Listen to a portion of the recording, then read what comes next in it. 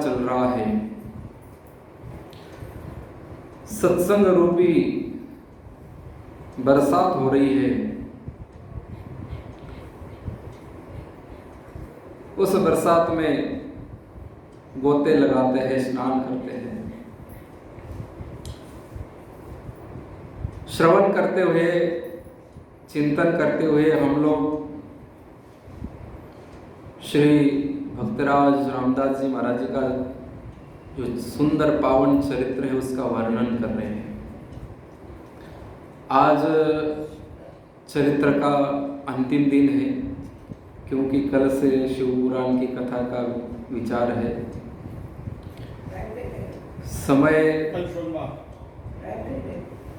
समय जैसे आप लोगों को अनुकूल पड़े, क्योंकि ये समय थोड़ा कम पड़ता है। शिव पुराण यदि पूरा सुनना है अपने को तो थोड़ा समय बढ़ाना पड़ेगा। तो आप लोग जैसा कहे भाई। हम सुंदर भक्तराज जी का चरित्र श्रवण कर रहे थे और कल हमने श्रवण किया भक्तराज जी के पास में भगवान आए हैं और भगवान की कैसी सेवा कर रहे भक्तराज। उसके ऊपर अपनी निशानी घिस रहे, तलवार घिस रहे, कैंची, कुल्हाड़ी सब, और उसी के ऊपर ही चमड़ा जो जिससे जूते बनाते हैं वो भीगा हुआ चमड़ा उसी पर रखकर उसी के ऊपर कटिंग करते हैं। तो इस प्रकार से सेवा चल रही है, क्योंकि वो तो जानता ही नहीं कि ये शालिग्राम साक्षात भगवान का अर्चा अवतार है। तो एक दिन क्या होता है, पंडित जी आते हैं, एक वैष्णव आते हैं और चलते चलते उनका ध्यान, देखो वैष्णव हमेशा भगवान नाम लेते हुए चलते हैं। कोई यदि काम की बात चल रही हो तो उस समय बात करेंगे, और जब कोई काम की बात नहीं है तो उस समय उनके होठों पर राम राम राम राम चलता रहता है। ये वैष्णव की पहचान है। कोई कहते हैं कि वैष्णव कैसे है, क्या है, तो सबसे बड़ी पहचान है कि वैष्णव के पास में जाते ही शीतलता महसूस हो, मन इनके जो दुर्भाव है वो दूर हो जाए, हृदय में शांति महसूस हो, तो समझ लेना कि ये महात्मा है, पहुंचे हुए महात्मा है। क्योंकि कई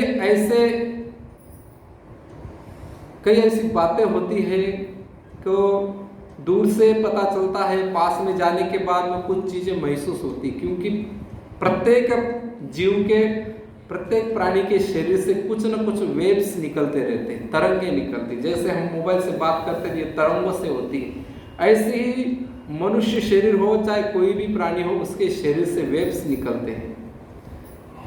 जैसे मधुमक्खी होती है, वो अपने घर को कैसे ढूंढ लेती है, वो कुछ वेव्स छोड़ती है और उस वेव्स के माध्यम से वो जाती है। मधुमक्खी हुई, टांटिया हुआ, ये कीड़ी होती है, मकोड़े होते हैं, ये सब वेव्स के माध्यम से चलते हैं, अपनी तरंगों के माध्यम से चलते हैं। तो ऐसे वैष्णव के पास जाने के बाद में यदि मन में शांति होती है, स्वाभाविक भगवान की याद आती है, स्वाभाविक भगवान का नाम लेने का मन होता है, संसार स्वाभाविक दुखमय महसूस होने लगता है, तो समझ लेना ये वैष्णव परम भक्त है। ये पहचान है। गुरु को ढूंढना नहीं पड़ता है, गुरु के सानिध्य में जाते ही शीतलता महसूस होती है। और जहाँ ऐसे तरंगे मिल जाती है, ऐसी ऊर्जा मिल जाती है, तो तुरंत वही समर्पण हो जाना चाहिए। ऐसे वैष्णव महात्मा के चरणों में समर्पित होकर और उनका जो उपदेश हो उस उपदेश के अनुसार जीवन बनाना चाहिए। तो ऐसे हमारे वैष्णव महात्मा वहां से जा रहे थे, उनकी स्वाभाविक दृष्टि पड़ी कि अरे ये तो साक्षात शालिग्राम भगवान है और ये इनके ऊपर पैर रखकर चमड़ा काट रहा है, राम राम राम राम। इसको अपराध लगेगा, भगवान को पैर लगा रहा है, ये तो अज्ञानी जीव है, पामर है, अंत्यज है। और महात्मा जी उसके पास जाते हैं और कहते हैं कि मैं तुमसे कुछ मांगना चाहता हूँ, दोगे? नहीं दोगे तो मुझे बड़ा दुख होगा। अब सरल हृदय रामदास जी महाराज जी ने कहा कोई बात नहीं, ले लीजिए, मांग लीजिए, जो मेरे से हो सकता है वो मैं दे दूंगा। ज़्यादा से ज़्यादा मन में सोचा क्या मांगेंगे, प्राण मांगेंगे तो दे दूंगा। ये जीवन भी वैसे ही नश्वर है, अविनाशी जीवन है, एक ना एक दिन सबको जाना है। तो रामदास जी ने हाथ जोड़कर महात्मा जी को प्रणाम किया और कहा कि आप जो मांगेंगे वो देने के लिए तैयार है। तो महात्मा जी ने कहा कि मुझे ज़्यादा कुछ नहीं चाहिए, मुझे ये जो पत्थर तुम्हारे पास पड़ा, ये शीला पड़ी है बड़ी चिकनी, मेरा बड़ा मन आ गया बोले इसके ऊपर। अब उसको थोड़ी कहेंगे कि भगवान है, और जब कहेंगे तो ये थोड़ी मानेगा। तो उन्होंने कहा कि ये शीला मुझे बहुत पसंद आई, कितनी चिकनी, कितनी काली काली, बढ़िया है बोले। इन्होंने कहा काम तो मेरे भी बहुत आ रही है, मेरे साधन जो है इनकी धार इसके ऊपर लग जाती है, इसके ऊपर बिछा कर चमड़ा कटिंग करता हूँ, और अच्छी तो मुझे भी लगती है बोले, बहुत मोह के बोले। जब भी मैं हाथ में लेता हूँ तो इसके ऊपर बार बार हाथ फेरने का मन करता है, इसको चूमने का मन करता है, इसको हृदय से लगाने का मन करता है। पर अब आप नहीं देंगे तो दुखी हो जाएंगे, इसलिए आप ले जाइए। मेरा तो काम पहले भी चल रहा था, आगे भी चलेगा। और महात्मा जी उस शीला को लेकर वहां से निकल पड़ते हैं। निकलने के बाद में फिर उसको अपने घर लाते हैं, सुंदर कुआं का जल निकालते हैं, उस जल के अंदर थोड़ा गंगा जल डालते हैं और बड़े प्रेम से उस शीला को स्नान कराते हैं, क्योंकि उन्होंने देखा कि ये शीला चमड़े में पड़ी हुई थी।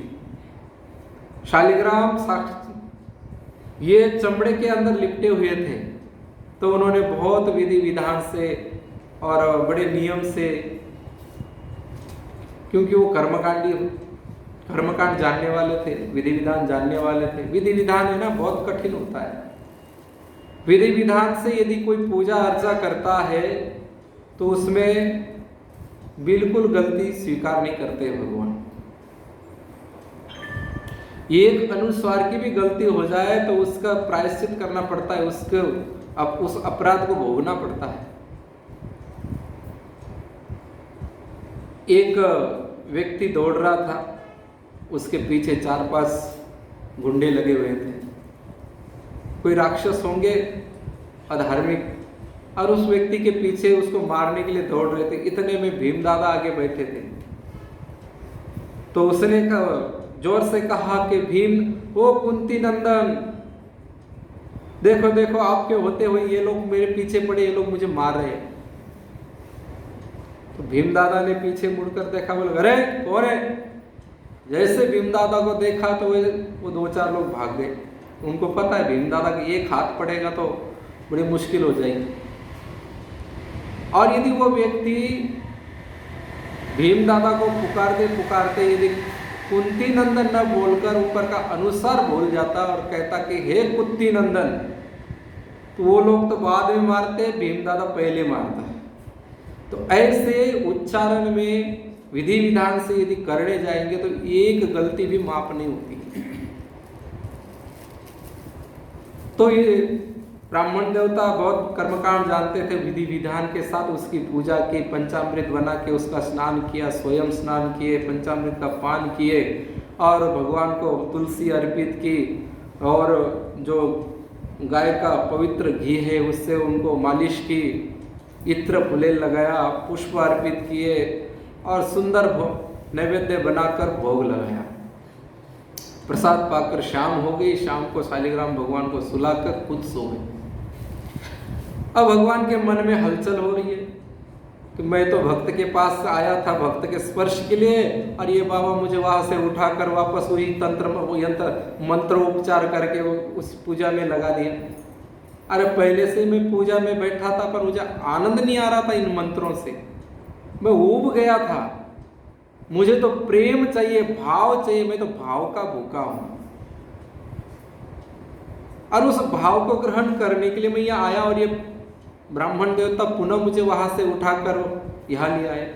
तो रात्रि स्वप्न में उनको कहते हैं कि पंडित जी, महात्मा जी, आपने मुझे वहाँ से लाया, बहुत अच्छा किया, आपने मुझे पंचामृत से स्नान कराया, सब बढ़िया है, परंतु आपके भीतर निष्काम भाव नहीं है, सकाम भावना से आप मेरी उपासना करते हैं। संसार का आश्रय आपने ले रखा है, मन में शांति नहीं, आपके विकार भरे हुए हैं। विद्वान तो है आप, पढ़े लिखे हैं, इसलिए विधि विधान जानते हैं, मंत्र वगैरह जानते हैं, वो बहुत अच्छी बात है, परंतु तन तो धोया, मन को धोया नहीं। जैसे हम गंगा जी जाते हैं, भगीरथी में स्नान करते हैं, क्यों करते हैं कि हमने सुन रखा है कि भगीरथी में जो स्नान करता है उसके सब पाप धुल जाते हैं, इसलिए स्नान तो करते हैं, तन को धोते हैं, परंतु मन के मैल को धोते नहीं है। ऐसे तेरे मन का जो मैल है वो अभी तक चला नहीं गया है। मन का मैल क्या होता है? संसार का आश्रय लेना ही मन का मैल है। संसार का आश्रय छोड़कर भगवान का आश्रय लेना ही मन का मैल दूर करना है। कोई कठिन नहीं है। कल इस पर कितनी चर्चा चली थी। भगवान किसके पीछे पीछे जाते हैं? जो संसार का आश्रय छोड़कर भगवान का आश्रय लेता है, जो संसार को अपना मानता है, उसके पीछे उसके पास भगवान नहीं रुकते हैं।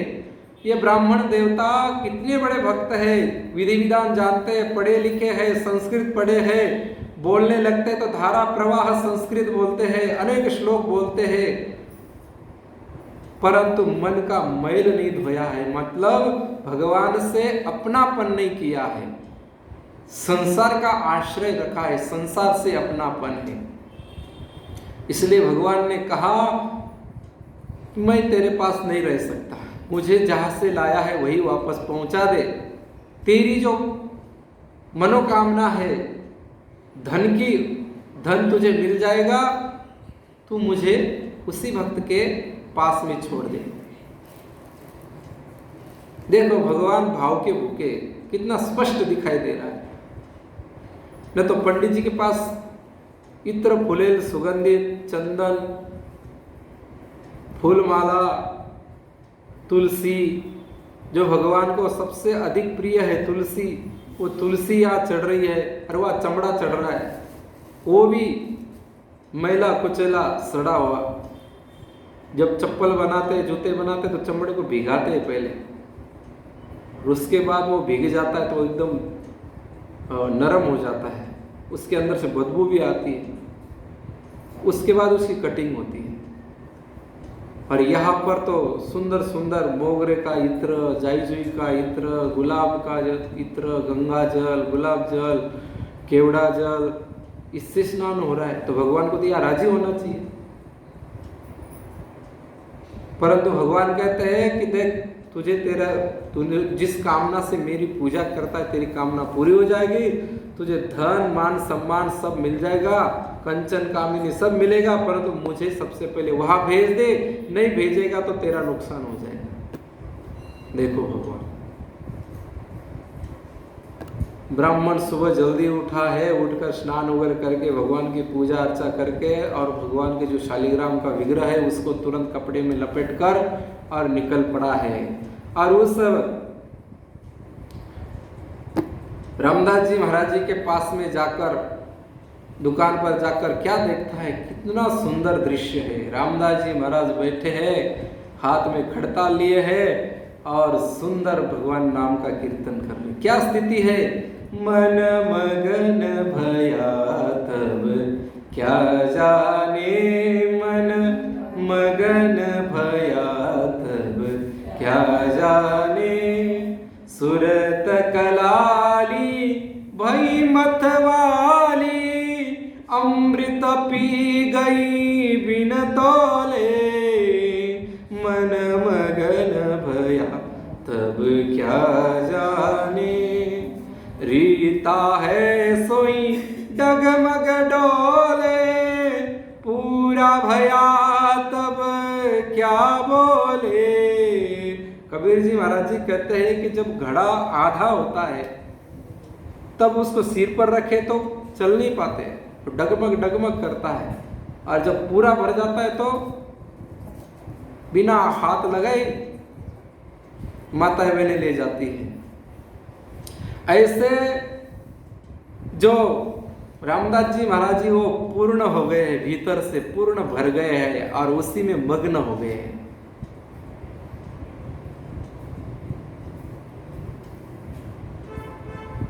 क्या स्थिति है, क्या प्रेम है उनका। और ऐसी स्थिति देखी, मगन हुआ है अपने प्रियतम के नाम में, आंखों से आंसू बह रहे हैं, तल्लीनता है। और ऐसी स्थिति देखी तो ब्राह्मण देवता उसको देखकर रोने लग गए। देखो, मैं कहता हूं ना कि जैसा भाव होगा वैसी तरंगे निकलती है, वैसा वातावरण बनता है। तो जिस महात्मा के हृदय में विकार थे, उन विकारों के कारण भगवान ने उसको स्वीकार नहीं किया, और वही विकार भक्त के पास जाते ही तत्क्षण भाग गए और प्रेम उमड़ पड़ा है, रोने लग गए वो भी, और उस रामदास जी के चरणों में जाके पड़ा है। पहले तो आया था तो नाक भौवे सिकुड़ रहा था कि अरे कैसा भगत है ये, भगत भगवान को चरणों में रखा है, बदबू मार रहा है चारों तरफ से, पता नहीं कितने दिन से नहाया नहीं नहाया, अंत्यज नीच जातेगा, ऐसे ऐसे विचार कर रहा था। और आज जब भगवान को देने के लिए आया है और उस प्रेमी भक्त के तरफ उन्होंने सच्चे हृदय से देखा, सच्ची दृष्टि से देखा, तो उनका हृदय भी परिवर्तित हो गया। ये होता है भगवान के भक्त के भजन का प्रभाव। तो इस प्रकार से फिर उन्होंने देखा कि ठाकुर जी की आज्ञा है, उनको देना ही है, और आवाज लगाते हैं, चरणों में पड़कर चरण दबाने लगे हैं। और जैसे ही चरणों में स्पर्श हुआ, भक्तराज ने आंखें खोली, आंखें खोलकर देखता है सामने महात्मा जी वही शिला लेकर खड़े हैं, और तुरंत उठकर उन महात्मा के चरणों में पड़ा, महाराज जी उल्टी गंगा क्यों बहा रहे हैं, हम तो अपवित्र है, दीन है, दुखी है, हम अंत्यज है, हम तो पापी है। देखो भक्त का भाव क्या होता है कि मैं बड़ा भक्त हूँ, मैं बड़ा भगवान का प्रेमी हूँ, मैं इतना नाम जप करता हूँ, इतनी माला फेरता हूँ, रोज सत्संग करता हूँ, ये कुछ भी भाव नहीं है, अति दीन बने हैं। मैं बड़ा अपराधी हूँ, मैं बड़ा पापी हूँ महाराज, और आप मेरे चरणों में हाथ लगा रहे। जोर जोर से रोने लग गया। महात्मा जी ने कहा कि रो मत, भगवान की आज्ञा है, और ये जो शिला है जिसके ऊपर तू बैठता था, जिसके ऊपर तू अपना चमड़ा काटता था, यह साक्षात शालिग्राम भगवान अर्चा अवतार है। वैसे भगवान तो कण कण में है, परंतु भक्त को प्रेम करने के लिए, भक्त के साथ खेल करने के लिए, विनोद करने के लिए अर्चा अवतार धारण किया है। इसलिए यह साक्षात शालिग्राम भगवान विष्णु भगवान का अवतार है। और जब उसने देखा कि यह साक्षात शालिग्राम है तो और रोने लग गया। वो तो पहले तो महात्मा ने चरण छुए थे इसलिए रो रहा था, उससे पहले भगवान की याद में रो रहा था, और अब रो रहा है, इतना पश्चाताप कर रहा है कि मैंने साक्षात भगवान के ऊपर अपने पैर रखे, अपने हथियारों से उसके ऊपर घिस के धार लगाई है, चमड़ा उनके ऊपर बिछा कर कटिंग की है, और अपने जो कुकर्म है देख देख कर उसको याद करके रोने लगा है, और रो रो कर भगवान को पुकारता है, हे नाथ, हे मेरे नाथ, हे स्वामी, मेरे से बड़ा अपराध हो गया है, मैं बड़ा दीन हूँ, पापी हूँ, मेरे जैसा अधम कोई नहीं मिलेगा। सब आपकी पूजा करते हैं, सब आपको प्रणाम करते हैं, सब आपको भोग लगाते हैं, और मैं आपके साथ क्या कर रहा था। इतने में पत्नी को पता चला, पत्नी भी रोने लग गई कि पत्नी भी अर्धांगिनी है। और वो भी हाथ जोड़कर दीन भाव से भगवान को पुकारती है। दोनों बैठकर भगवान को पुकार रहे हैं और गाते हैं, मेरा छोटा सा संसार हरि आ जाओ एक बार। मेरा छोटा सा संसार हरि आ जाओ एक बार। हरि आ जाओ प्रभु आ जाओ, हरि हो मेरा छोटा सा संसार हरि आ जाओ एक बार। हो मेरा छोटा सा संसार प्रभु आ जाओ एक बार।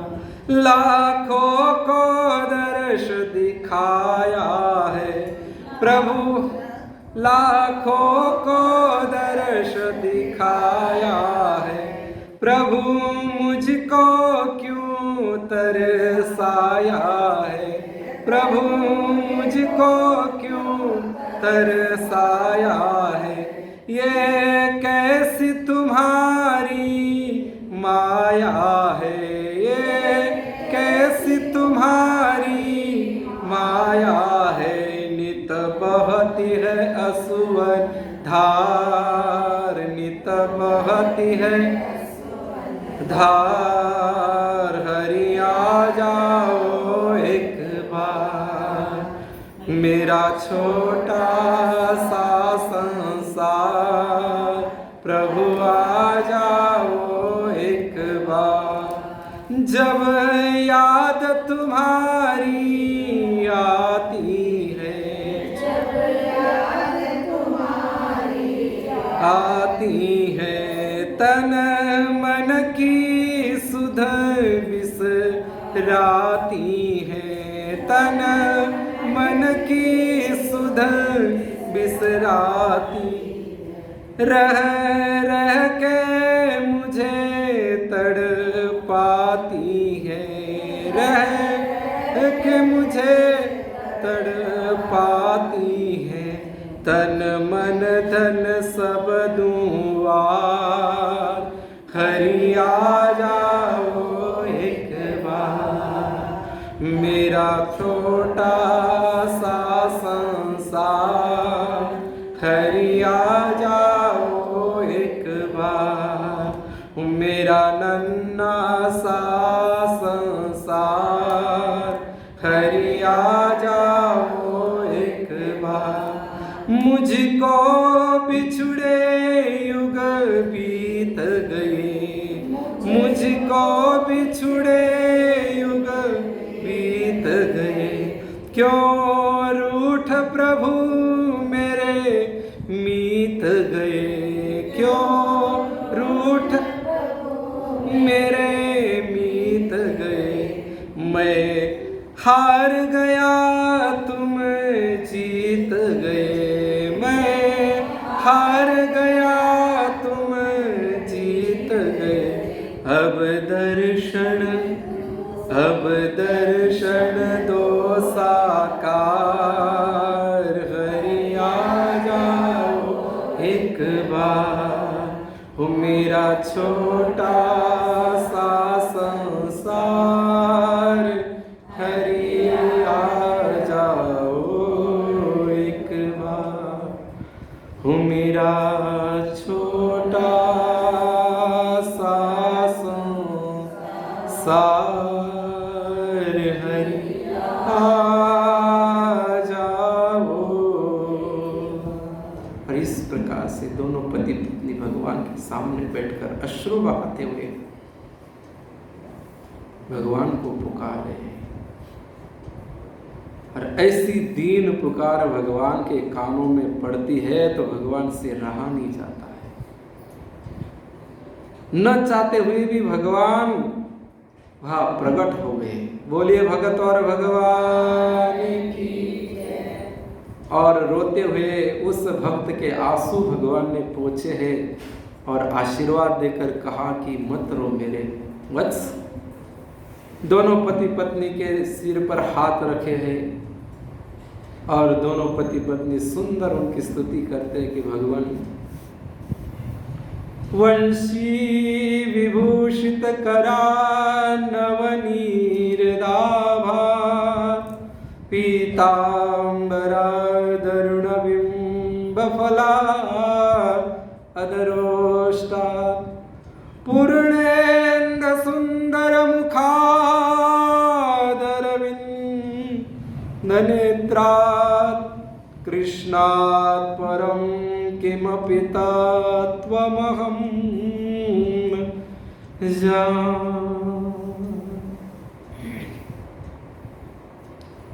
और सुंदर बांसुरी हाथ में लिए हुए, सुंदर ऐसा रेशमी पीतांबर धारण किए हुए, भगवान का वेश कैसा है, कैसी छटा है भगवान की।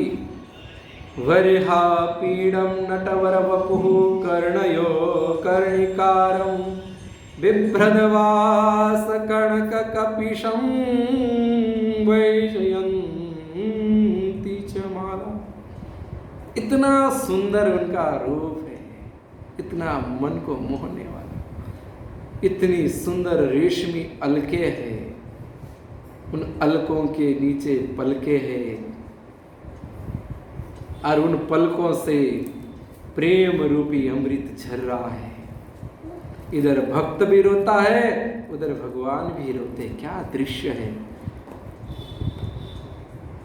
और ऐसे भगवान को नमस्कार करते हैं, पति पत्नी नमन करते हैं। कृष्णाय वासुदेवाय देवकी नंदनाय च नंद गोप कुमाराय गोविंदाय नमो नमः। प्रणाम करते हैं, दोनों चरणों पर लेट गए हैं।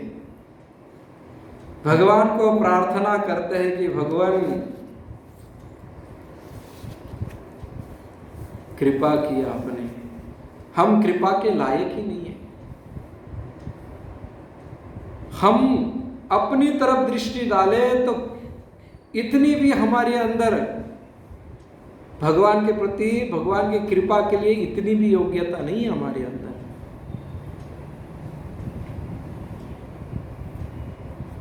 एक शब्द भी निकल नहीं रहा है। भगवान का रूप देखकर मौन हो गए दोनों पति पत्नी। भगवान बोलते अरे बोलो कुछ। बोले क्या बोले महाराज, हमने अपराध ही इतना बड़ा कर रखा है तो हम आपके सामने क्या बोले। जहां आपकी पूजा करनी चाहिए वहां हम आपको कहाँ रखे हैं। भगवान ने कहा कि यही तो प्रेम पाने के लिए मैं आया हूं। मंदिरों में तो बहुत मेरी पूजा होती है, परंतु मंदिरों में भक्त का स्पर्श नहीं होता, प्रेम नहीं मिलता है। मंदिरों में जो भाव मुझे चाहिए वो भाव नहीं मिलता है, वो भाव भक्त के हृदय में होता है। ऐसे पति पत्नी, ऐसे हमारे भक्तराज रामदास जी महाराज जी हुए हैं, उनका यह चरित्र है। भगवान के चरणों में यही प्रार्थना है, यही आशा है कि रामदास जी महाराज जी जैसा हमारा जीवन हो, ऐसा हमारा भाव हो, और यही प्रयास हम लोगों को करना चाहिए। इसीलिए भी यह सत्संग होता है, ये कथाएं होती है, वार्ताएं होती, जीवन सुधारने के लिए, स्वभाव सुधारने के लिए। और यदि यहाँ आकर स्वभाव नहीं सुधरे, जीवन नहीं सुधरे, और वही हाय हाय और वही चिंता, वही भय, वही एक दूसरे के प्रति राग द्वेष, फिर यही लेके आए हैं और यही लेके जाना है, तो दो ही चीजें अपने को सीखने को मिलती है रामदास जी महाराज जी के चरित्र से। क्या कि अपने आप को भगवान के आश्रित छोड़ दो, कभी भी अपने मन की मत लगाओ। ये मत सोचो कि मेरे मन की होनी चाहिए, अरे ऐसा क्यों करते हो, ऐसा मत करो। नहीं, जो हो रहा है वो होने दो। आए तो थे हरि भजन के लिए, ओटन लगे कपास। तो ये कपास, ईंट पत्थर, ये कपड़े, ये सब इकट्ठा करना छोड़ दो और भगवान का आश्रय लेकर भगवान नाम में लग जाओ। क्योंकि कली काल में नहीं कली कर्म न भगति विवेको, राम नाम अवलंबन एको। इस कली काल में केवल भगवान का नाम और केवल भगवान का आश्रय, दो चीजें बस। अपने को ज्यादा कुछ नहीं करना है। संसार का आश्रय छोड़कर भगवान का आश्रय लेकर भगवान को अपनाना है। जहां हम कहते ये मेरा ये मेरा ये मेरे की जगह भगवान मेरा है, और दूसरा भगवान का नाम। ये दो चीजें अपने को अपनानी है, और यही रामदास जी महाराज जी के जीवन में है। बोलो राम जी महाराज की